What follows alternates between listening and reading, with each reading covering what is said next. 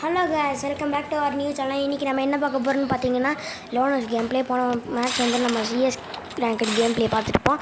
இந்த மேட்ச் வந்து நீங்கள் எக்ஸ்பெக்ட் பண்ணது லோனஸ் கேம் ப்ளே.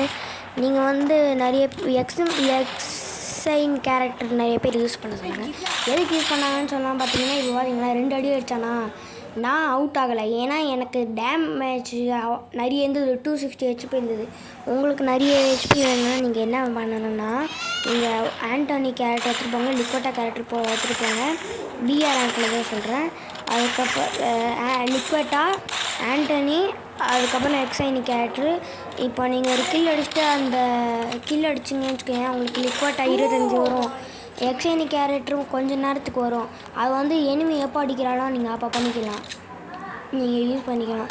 இப்போது மொத்தமாக நீங்கள் சேர்த்து யூஸ் பண்ணும்போது உங்களுக்கு கண்டிப்பாக இப்போ அந்த நான் சொன்ன எக்ஸைனி கேரக்டரும் சேர்த்து உங்களுக்கு இப்போ 275 ஹெச்பி கிடச்சிருக்கும்.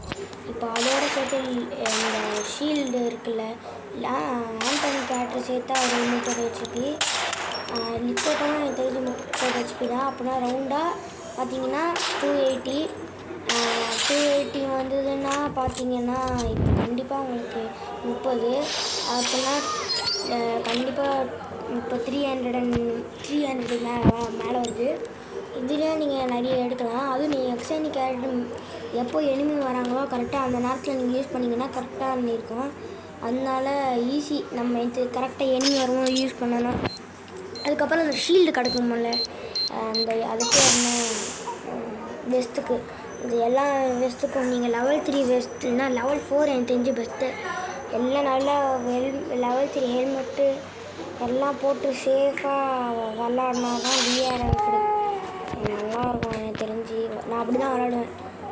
லெவல் 4 வெஸ்ட்லாம் கிடைக்கிறது கொஞ்சம் கஷ்டம்தான்.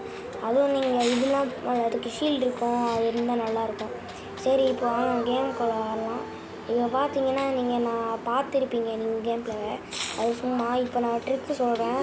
இந்த இடத்துல இந்த உங்களுக்கு ஏரியா கண்டிப்பாக வந்திருக்கும் எனக்கு தெரிஞ்சு.